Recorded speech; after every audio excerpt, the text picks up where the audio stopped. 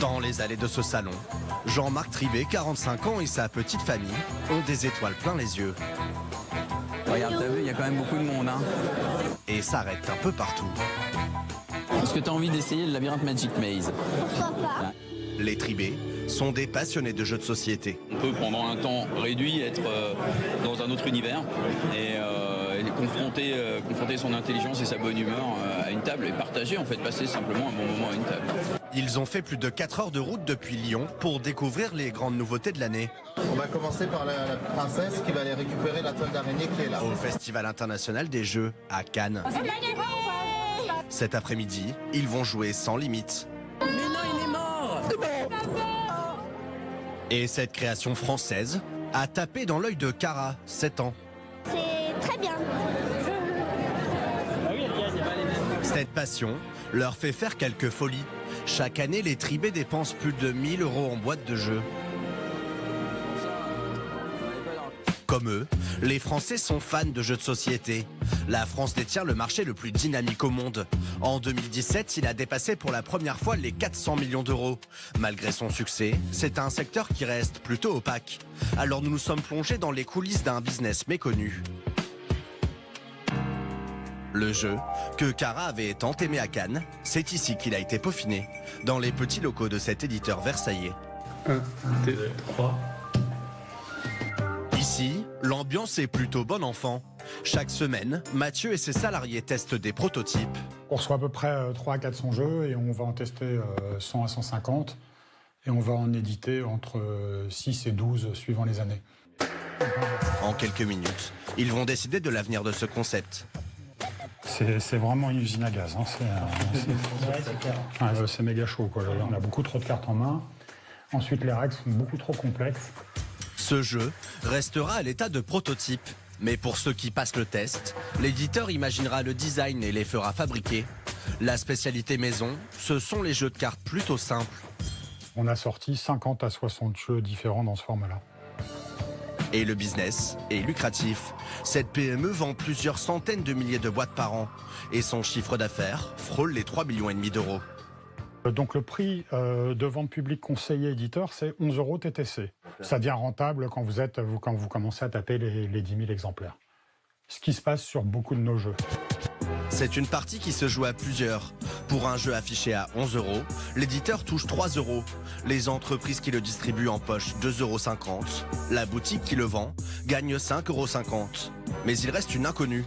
Combien touchent les auteurs, ceux qui envoient leurs prototypes aux éditeurs comme Mathieu?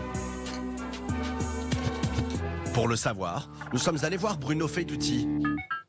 Dans son appartement parisien, il termine l'une de ses créations. On est des nains dans un univers fantastique, dans la mine et tout, et puis on trouve des jolies petites gemmes de toutes les couleurs. À 57 ans, il est l'un des auteurs les plus prolifiques du secteur. Tout ce qu'il y a ici, tout ce qu'il y a là, c'est des jeux à moi. Voilà. Bah, le plus grand succès, c'est celui-là, c'est Citadel. Citadel s'est vendu à 2 millions d'exemplaires, un chiffre hors norme. Aujourd'hui, il me rapporte 40 000 € par an, à peu près.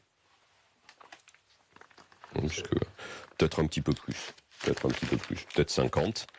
Au total, avec 60 jeux édités, ses revenus avoisinent les 100 000 € annuels.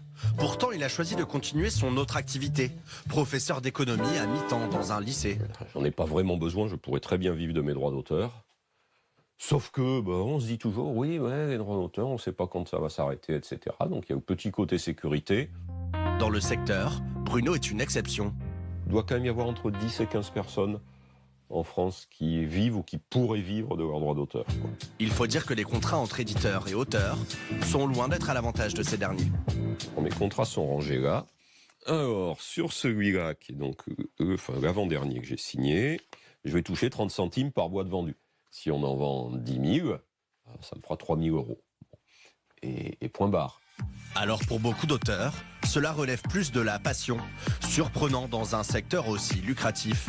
D'autant plus qu'il leur faut tout tenter pour se faire connaître.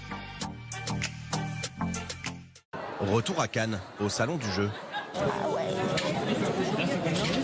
À 48 ans, Karine Minidré est elle aussi auteure. mais elle débute à peine dans le métier. J'ai un jeu pour l'instant qui sera édité en Pologne, pour l'instant seulement en Pologne. En parallèle, elle vit grâce à sa société qui propose des activités de jeu en entreprise ou dans des associations. Mais si elle est venue ici, c'est pour réaliser son rêve, percer dans le milieu. Ce serait surtout la cerise sur le gâteau, évidemment un contrat d'édition. La pastèque sur le cheesecake, ce serait carrément un succès après, suite à l'édition. Aujourd'hui, elle doit présenter ses prototypes à des éditeurs, alors elle a forcément un peu la pression. À peine le temps de s'installer, elle va enchaîner les petits entretiens. Le but du jeu, avoir un trésor multicolore. Notamment avec Mathieu, le directeur de Cocktail Games.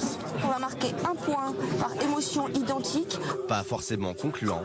Et un peu loin de notre ligne éditoriale en fait. Un peu décourageant car ils sont des dizaines à penser détenir la bonne idée qui se vendra par millions.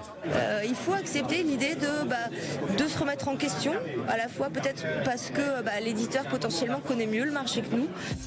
Un marché au succès incroyable, mais paradoxal. Pour ces auteurs, les chances de gagner la partie semblent plus que minces.